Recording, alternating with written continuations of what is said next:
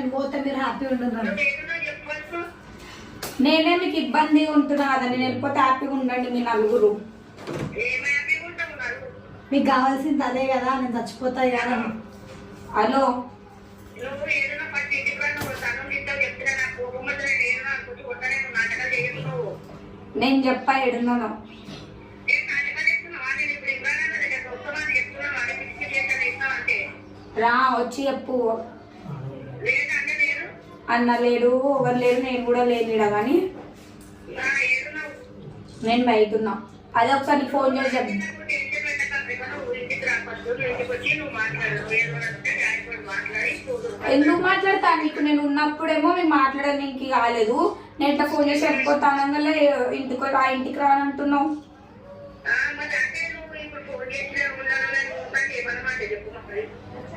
మనకు ఉండబుద్ధి అవుతుంది నాకు ఈ లైఫ్.